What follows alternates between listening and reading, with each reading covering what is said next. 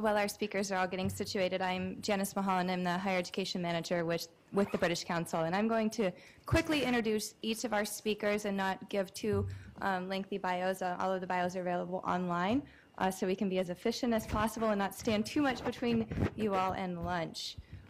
This presentation is going to cover Destination UK, explore host programs and partnerships, island campuses, and third-party providers and the role that they can play in these partnerships.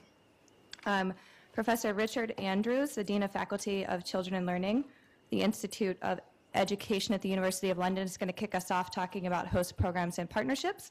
We'll move to Brian Swanzey, who's the Director of Study Abroad from Fairleigh Dickinson University, and he's the head of the Rowford College, which is an island campus in the UK.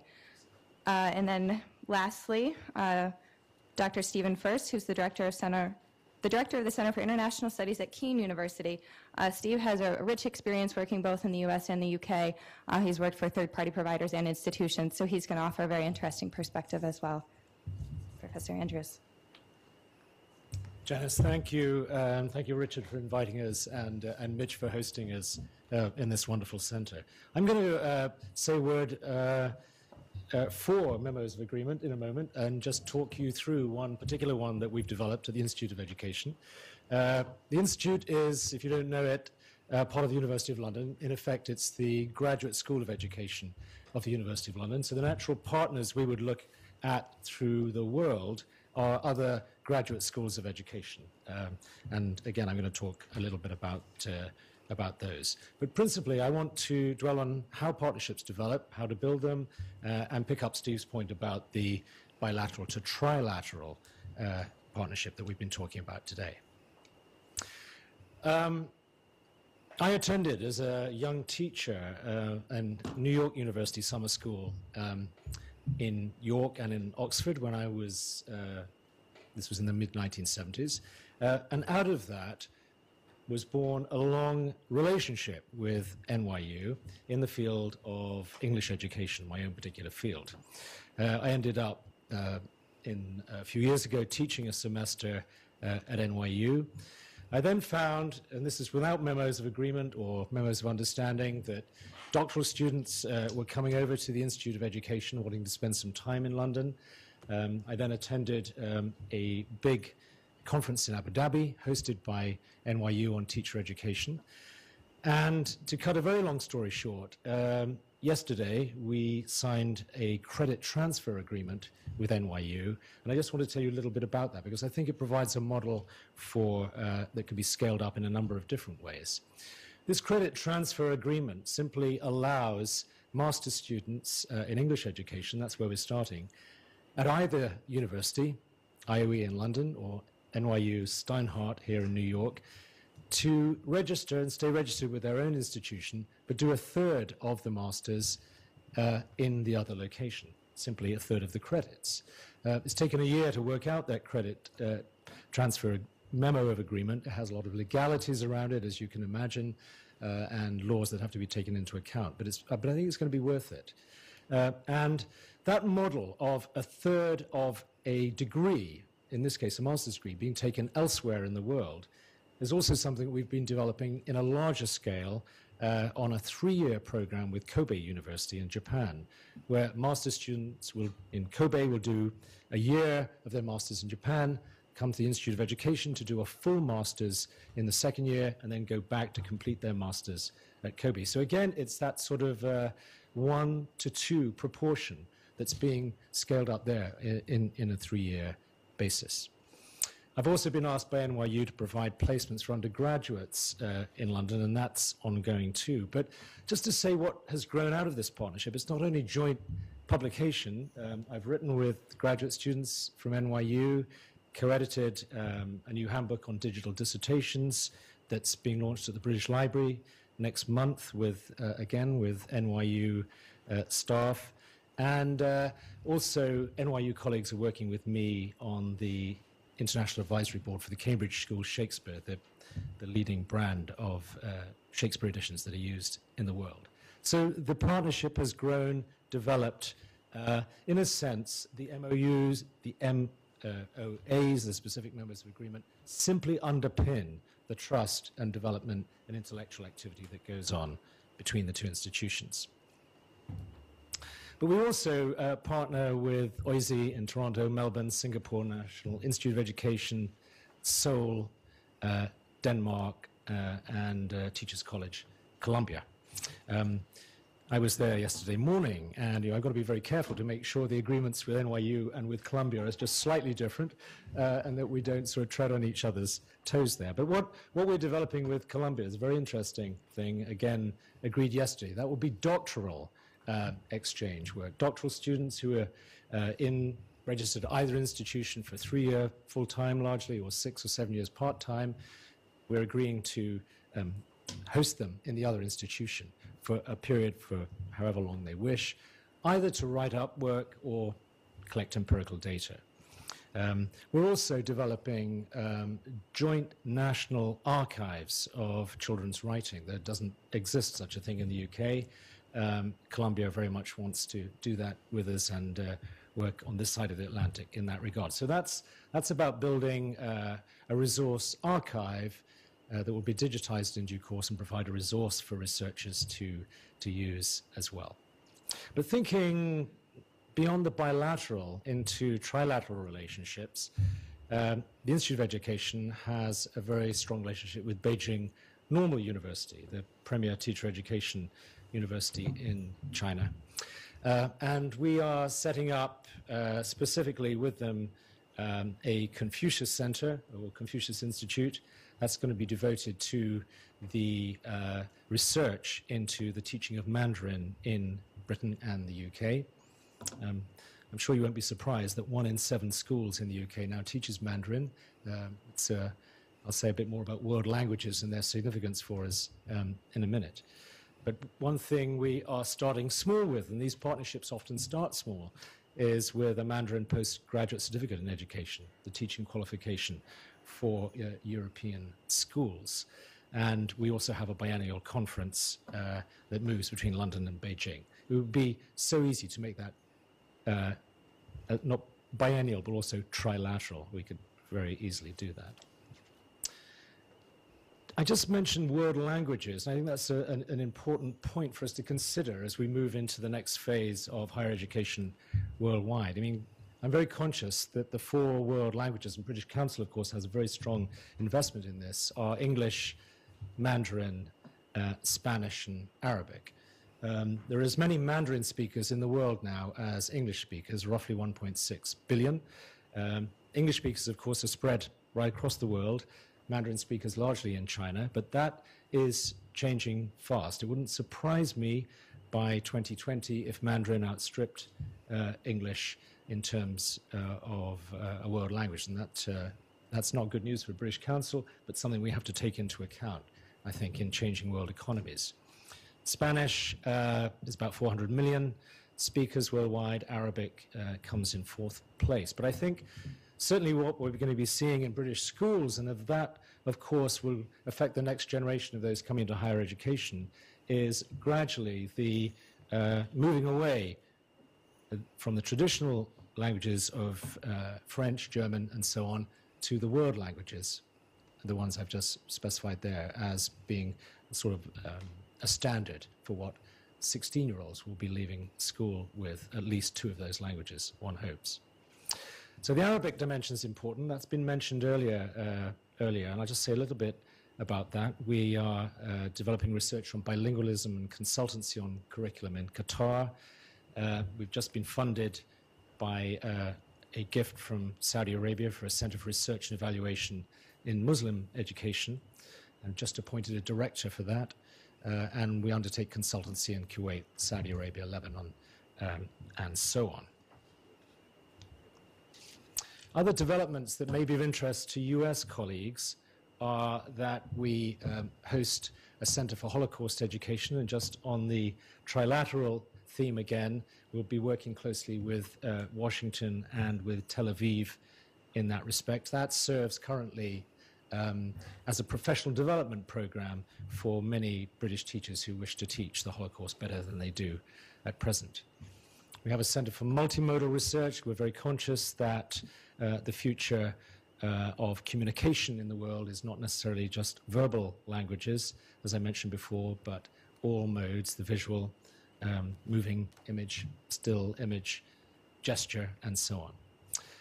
Of course, being a secular institution, as well as these faith-related centers, we have the intercultural studies and education, new developments in teacher education happening worldwide that we need to think about and collaborate with, new technologies, which I think is incredibly important, a Center for International Development, so that we're not just concentrating on, shall we say, the emerging economies in the world, which we've talked a lot about in this conference so far, but on developing countries that we need to collaborate with. And I think, as Steve mentioned earlier, the shift of emphasis in the UK is very much to EU funding for research and the importance of having partners outside the EU in order to kind of take the major social science as well as STEM and humanities and arts topics forward. We're in a good position at the Institute of Education because part of our mission, and we've been talking about values, is about social justice. That's what we think education's about. It's about bringing a degree of equity and a degree of equity of opportunity and making a difference in the world. So social justice issues are very close to our hearts. So IOE, as a graduate school of education, very research-driven, is top for research and education in the UK, 20 times larger than the other top-rated research department of education, which is Oxford. Two-thirds of its academics are world-class, 800 doctoral students from 100 countries worldwide. So we think that's a good base for collaboration. But as I said earlier, that collaboration, again, to echo Ferdinand's point, is with about 6 major institutions worldwide, so that we can concentrate our resources. I also am chair of the East Asia Working Group at the Institute, so very keen on particularly the axis we have been partly talking about today, which is, let's say, US, UK, China, and the rest of East Asia access. And happy, of course, to talk about that with you individually and to answer questions later. Thank you.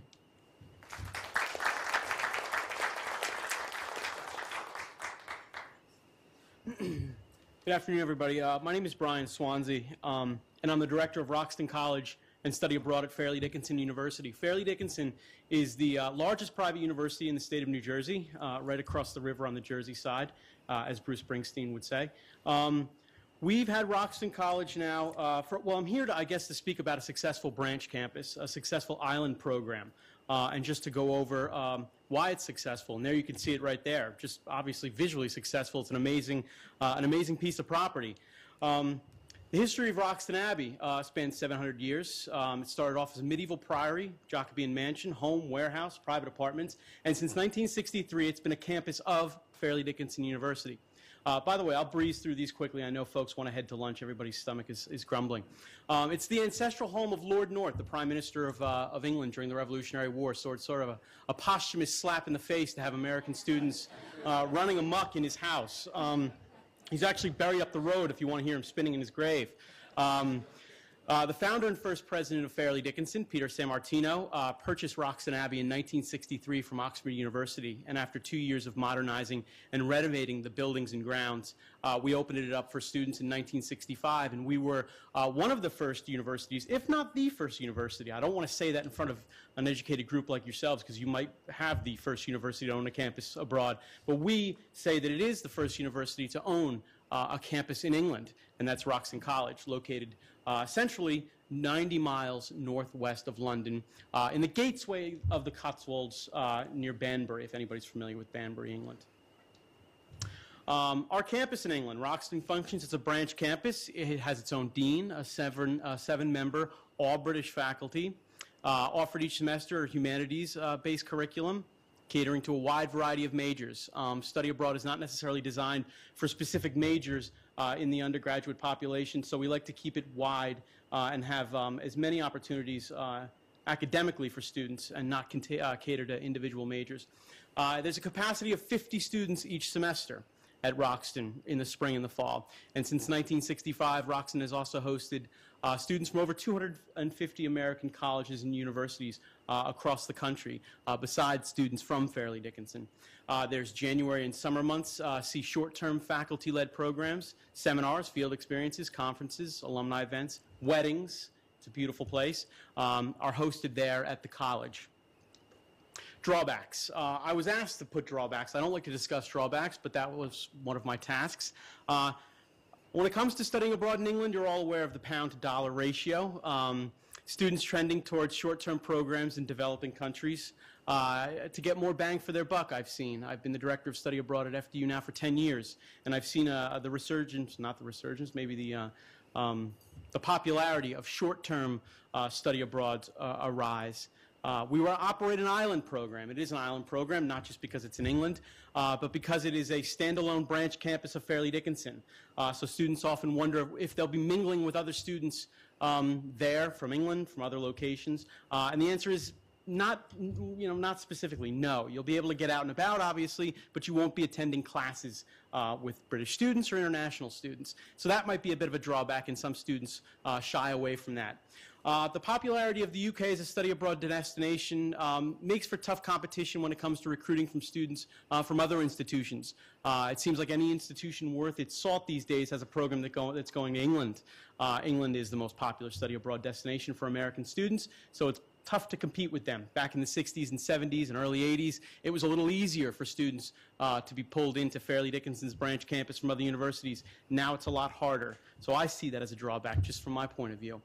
A desire among short-term service learning trips, a desire for more short-term service learning trips to developing nations and more exotic locales. I am an Anglophile. I see England as an amazing exotic locale, but for the average undergraduate, they have a tendency to want to go to sort of more, developing nations. They want to participate in those service learning type projects, in a jungle in Honduras or something like that. That's what they're looking for. It seems more and more these days trending towards. So those are the drawbacks that I've been dealing with over the last couple of years. Not necessarily glaring. I'm not concerned about them. England is still popular, but something to think about. Shared interests and opportunities. Rediscover and compare our shared histories, common language, legal system, and cultural roots. This is what I talk to students when I pitch England to them, England to students and parents. Emphasize our enduring bond, hundreds of years in the making, and respected by the world for our stability, the United States and England. Our countries offer students the perfect introduction to travel and living abroad. Often England is a jumping off point for other more exotic locales. England is just a great starting point. They speak English. We share similar challenges in the 21st century. What can we learn from each other about the ever-changing makeup of populations, shifting global economy, and our role in the Middle East is something to think about as well, and it's a draw for students. And what are the challenges of maintaining our historically strong bond is something that I like to talk to students about and have them aware of before they travel to England. To know that we have a shared history, and that's something that needs to be explored. Why, how, and where it came from. And that's really it. Like I said, it was going to be quick. We've had Roxton since '65. I like to consider it the jewel in Fairleigh Dickinson's crown to sort of continue the royal theme. It really is one of the best things that students can do when they come to FDU. It's an amazing program. And actually there, right there, just to sort of bring it home, a lot of abstract concepts being thrown around here. But I deal with students going abroad in the trenches of study abroad. And there's the current group, the 50 students that are at Roxton.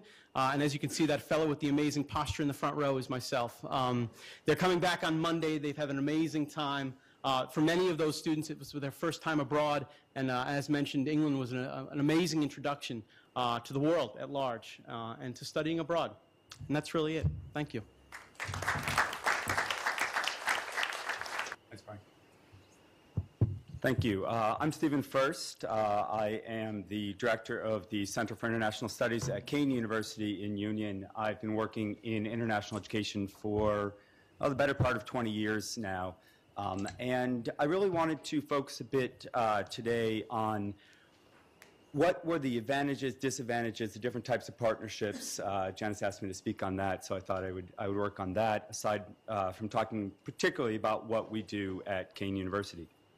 So I started thinking about what were the underlying questions when I look at partnerships, and this is in particular partnerships that deal with sending American students overseas. One is what is required of a particular type of partnership, and the second, which I think we've heard from a number of people before, is where can that partnership lead, and what should we be doing. So all throughout my 5 or 6 slides, I want you to keep these two underlying questions kind of in the background. What's required and where is this partnership headed? There are 2 typical models of programming when we're sending students overseas, and I think many of you are familiar with many of these. One is the third-party partnerships, and the other is in-house programs. The third-party partnerships, often called providers or third-party organizations or international education organizations, and I have my little graphic of puzzle pieces because they're all slightly different, each of these different models. These are the types of partnerships that a school can engage in with another organization who will help them create or sustain a program abroad. And the other side is an in-house program, either bilateral exchange programs, one-for-one trading, or visiting students programs where we're simply sending American students over to study overseas.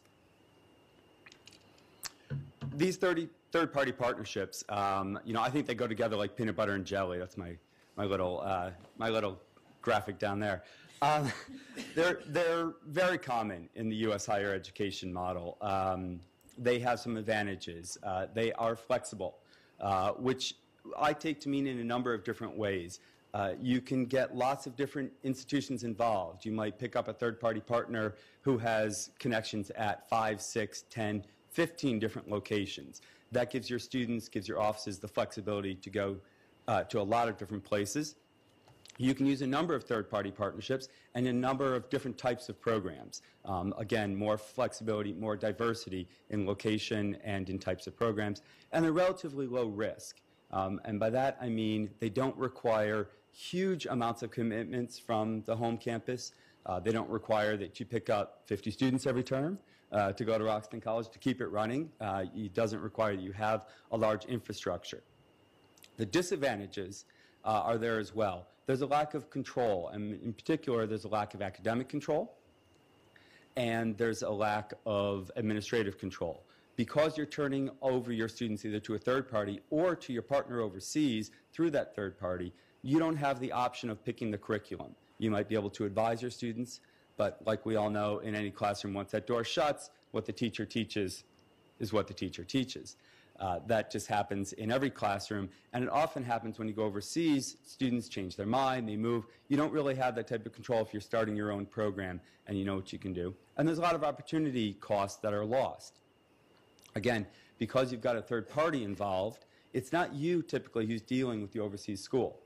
And in that sense, many of the things we've been talking about all morning, those types of iterations of partnerships, the iterations of relationships that go on to faculty research, that go on to joint papers and conferences and publications, you may not have that close contact with the overseas school. And that's one of the disadvantages you'll find with third-party partnerships. In-house programs, I think, are much less commonly found. The reason that is basically drawn out in the advantages and disadvantages. So let me start with the advantages here. You get these co-opportunities. Again, what we've been talking about all morning, so I won't go through them again, but these opportunities to meet people, to get your faculty involved, your opportunities to actually, and by in-house programs, I mean when you're setting up a program yourself with a partner overseas, not necessarily the island campus model, but when you're setting up bilateral exchanges or you're setting up these one-way exchanges. You are involved, your faculty are involved, your provosts, your deans can all be involved in these types of, and you can create other types of opportunities. You also have enhanced control because you're there from the beginning, because you're setting up what you'd like your students to do when they're overseas, whether you're creating some sort of miniature program inside of a foreign institution or whether you're creating, whether you're sending to a pre-existing program, you have a bit more enhanced control because you're involved there. Of course, on the other side, there are some disadvantages. It tends to be administratively heavy. So if you're going to send 50 students to a location, or if you have several hundred students who are studying abroad, you need to have a study abroad office that can handle that. You need to have people involved. You need to invest resources, and there's a high risk. If you're setting up your own program, for example, you may end up needing minimum numbers. You may need to send faculty over who somebody mentioned earlier, if the faculty just want to trip over. There's a risk involved. Sure, you're going to put some seed money into that. You may end up with not having a program in the end.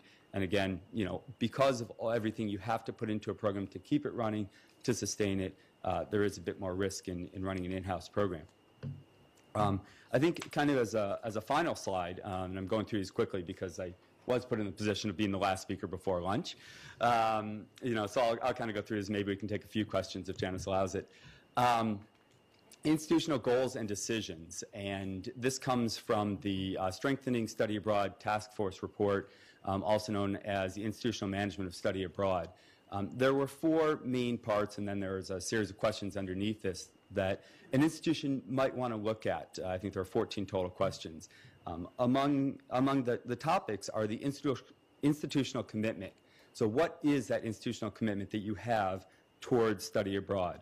That returns to that question earlier. What is required of you setting up this program? What is required of this partnership or of creating an office if you need to do that in order to get this going? Is it money? Is it time? Is it the overall ethos on campus towards education abroad or towards internationalization? Are these things in the mission of the institution? Is it just lip service, or is there something behind it? The second is a study abroad infrastructure. I hinted at that earlier. Does it exist? Do you have to create it? Is there an academic and an administrative side? There's often both sides to these. Sometimes study abroad offices reside simply in an administrative unit without any connection to the academic side. And as we've been discussing all day, if you don't have that academic side, your program really isn't going to get very far. And what are the barriers that you face both on the academic and administrative side? The adequate resources, do they exist on campus? Can you commit them? How long is that commitment? Will they survive institutional change of leadership? And are these things that, when you put into place, are going to be ingrained throughout the entire process? And lastly, the clarity and accountability.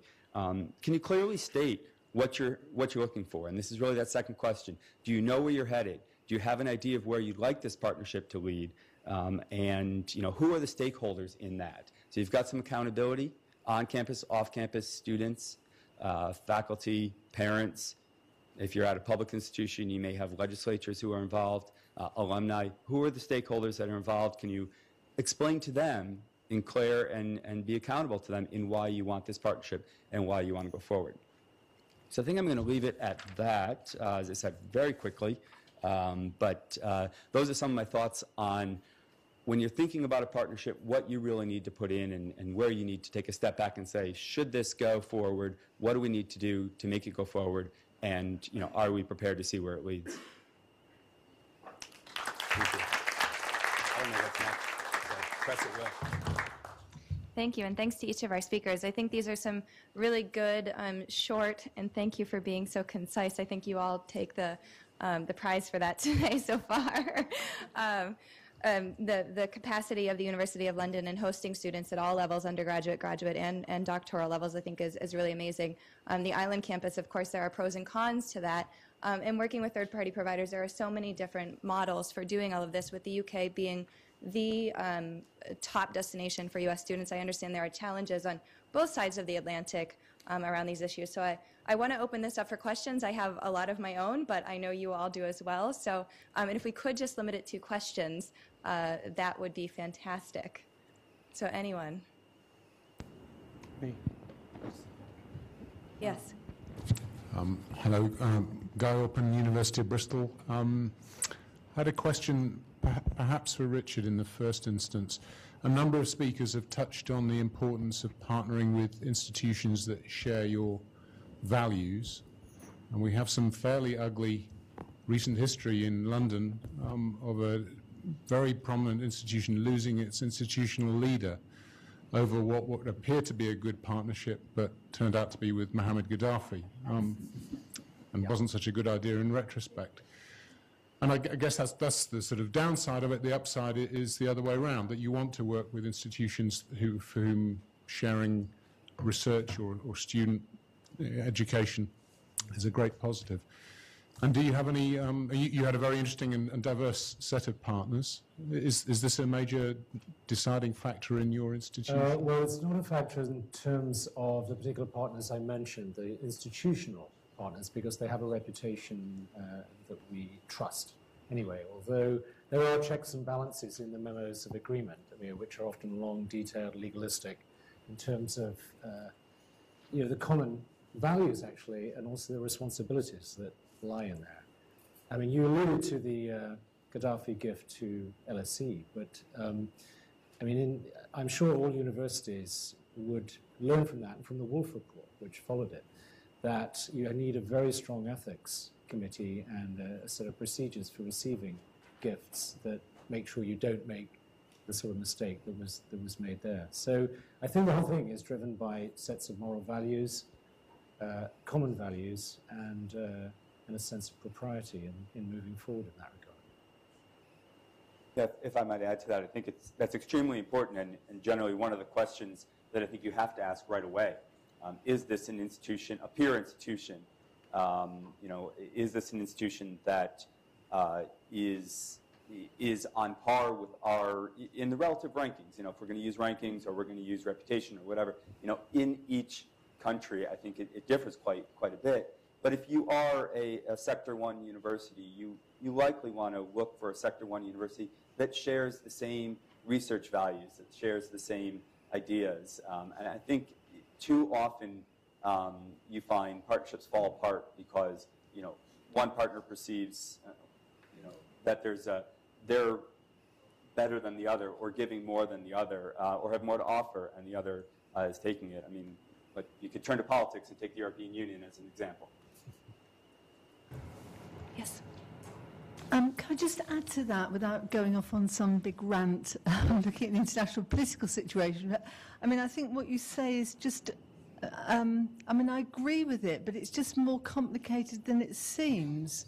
To take an example, a current example, we, along with several other British universities, were encouraged to take Syrian students around capacity building, etc. And we have a lot of Syrian students in Newcastle, and now that because of the political issues in Syria, there's a problem for those students. But leaving that aside, we now have, formal institutional links made in good faith with due diligence with a government which we might not wish to have those things with. So, it's easy to say, isn't it? Oh, well, yeah, we have to take due diligence. But because of the shifting sort of geopolitical system, it's often we're dealing with situations that are outside of our control. Absolutely. If I may just respond to that, every memo of agreement rather than understanding, more specific arrangements, has a get-out clause that either side can terminate the agreement at often a month's or 3 months' notice. So it's possible to get out of those agreements. In the light of what was said earlier about the filing cabinet of 350 members of agreement, ultimately it's about what happens between institutions and rather than the piece of paper. So, and I also think, Steve alluded earlier to league tables. In many ways, our own institution doesn't appear in league tables at all. We're an institute of education. We're not a fully-fledged university like the University of Exeter or UCL, for example. So, but I think they're overvalued. People get very excited about them. It's like the sort of soccer league tables. Or baseball league tables. Actually, it's about what you do, what your reputation is, the quality of what you do, how you deal with students. That's what generates productivity in an increasingly marketized world. And I think that's a much bigger issue, how we play the market, than supporting things with paper. All right, I'm going to ask the gentleman in the back, and then in the second row, if you could start, and then you go ahead, and we'll take both questions at the same time and ask the panel. I'll be really fast. This Okay. isn't as much a question as it's just maybe a wrap-up for the conversation that we've had this morning. When we're talking about rubber meeting the road, I'm kind of like the tire that is meeting the road in the SUNY system. As an economic development professional turned academic 10 years ago, the previous conversations about bottom-up, up-down, which are absolutely correct, and the MOU stuff that's going on, one of the things that we brought to the center that we run is a business plan that we actually operate under a business plan that I rewrite every 3 years. And that business plan brings together all of the wonderful comments that everybody has been making all morning, and it holds people's feet to the fire. And because it's a market-responsive business plan, I have to have faculty involvement. I have to have partners. I have to have all the pieces in place as a good business plan will. Robin Baker from Ravenswood. I was just wondering, this is a question for Brian really, what is the kind of future for the activities that you're now hosting in the UK? Is it a kind of development plan for these sorts of things? I mean, where would you see yourselves in 5 years' time, for instance? Because certainly in London, there is a huge number of American institutions now opening up. Yeah, I think that there's going to be, in the near future, more of an outreach to the local communities because it's such an amazing property. I mean, for example, we have outreach to the Jewish community here in New Jersey, and to do the same thing with the population that exists in London. In order to utilize the property, I don't know, better than we're utilizing it now. I mean, it was opened up sort of as a quaint branch campus for the university. But as things have grown, and as other universities have created their own branch campuses in England, we're definitely looking into not only reaching out to the communities around Roxton College, but then also researching what's possible here in the United States as far as taking groups over, seminars, and that sort of thing. And where do I see myself? Gosh, as the director of study abroad at a larger institution, maybe. As a dean of students, maybe. I'm not sure. But the model for Roxton is a strange one. Like I said, it started off as a quaint branch campus. But it's definitely gone. It's gone beyond that in its 40-plus years history, and to utilize the building and the property and the grounds and the location for outreach there in England is sort of where it's headed. Would you spin it off? Say again? Spin it off. Spin it off to sell it off? You're saying? You know what? I think we bought it for a couple of beads and some and back in the day. It is a valuable piece of property in the Cotswolds. Are you offering something? Yeah, I can discuss it. Are there any other comments that the panelists would like to make? No. If not, then I believe lunch is ready for us outside to the left. If I could just make another plug for the ZIP meetings that are happening later this afternoon. If you've not already signed up and you are interested in meeting with some of our university representatives here from the UK, please be sure to do that during lunch. It'd be a good opportunity in addition to networking with your colleagues here. Mitch. I'd just like to say something about lunch. Food is out there, but we have a terrace also on the 3rd floor. If you go to the 3rd floor of this building, you can walk out, and there are tables out there. If you'd like to be outside, could be a nice day to sit out there. Thank you, Mitch. We will resume at 1:30 in here. Thank you.